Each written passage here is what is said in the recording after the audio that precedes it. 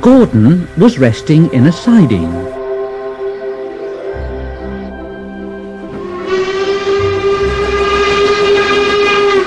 Hello, fat face! Hello, fat face! Gordon was furious. What cheek! What cheek! That Henry is too big for his wheels. Fancy speaking to me like that. To me! To me, who has never had an accident. Never, ever had an accident. Percy was a bit puzzled. Oh, but Gordon, aren't jammed whistles and burnt safety valves accidents? No, indeed, they are not accidents. Not accidents. They're just high spirits. I mean, it might happen to any engine. But to come off the rails, well, I ask you, is it right? Is it decent,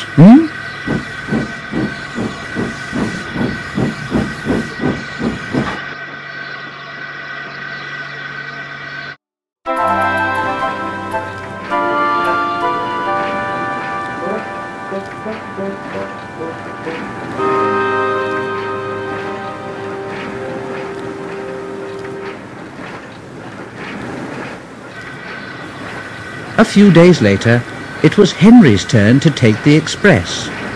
Gordon watched him getting ready. Better be careful, Henry. You're not pulling the flying kipper now, you know. Mind you keep to the rails today, won't you,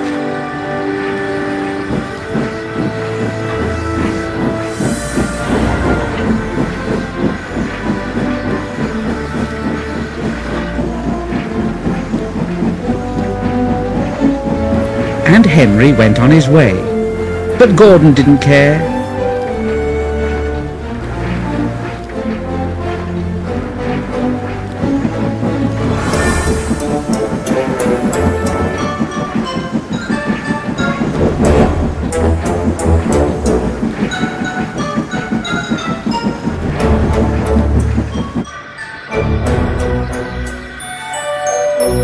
But he didn't sleep long, because his driver came along and said, "Come on, wake up, Gordon.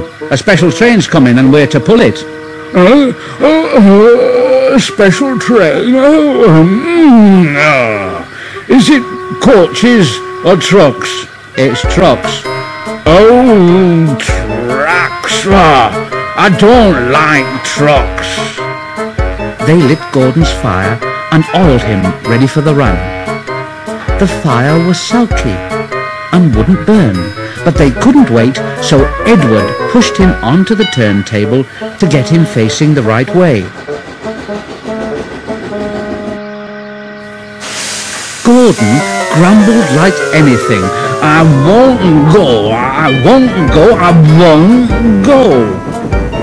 Edward said, "Don't be silly, don't be silly, don't be silly." Gordon tried hard, but he couldn't stop himself being moved.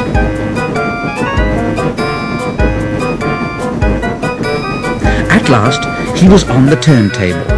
Edward was uncoupled and backed away, and Gordon's driver and fireman jumped down to turn him round.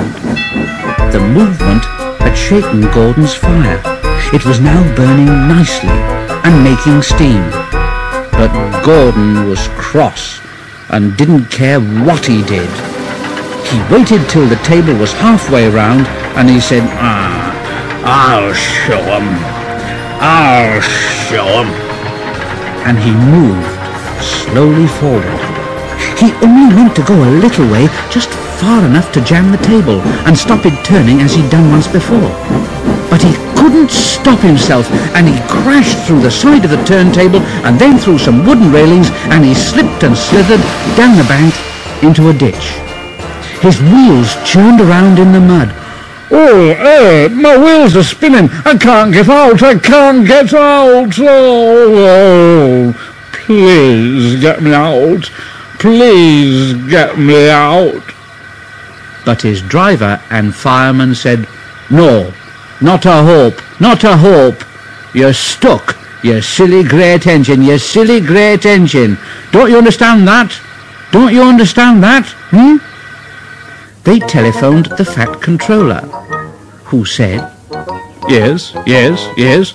Oh, so Gordon didn't want to take the special and ran into a ditch. Oh, yes. What's that you say? The special's waiting? Well, tell Edward to take it, please. Yes. Gordon? Oh, leave him where he is. We haven't got time to bother about him now. A family of frogs croaked at Gordon as he lay in the mud.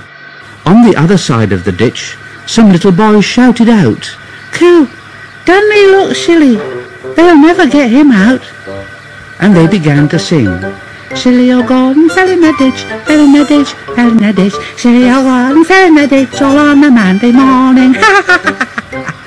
Then the school bell rang and they chased off down the road. Gordon was in a mess, and Gordon lay in the ditch all day long, and he was very, very unhappy.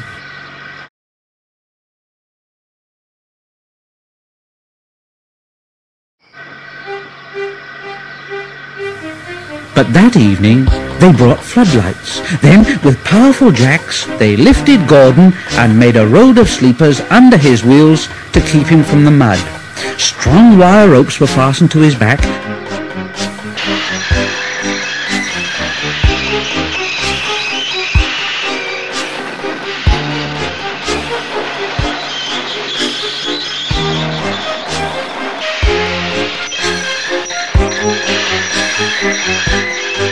And James and Henry, pulling hard, at last managed to bring him to the rails.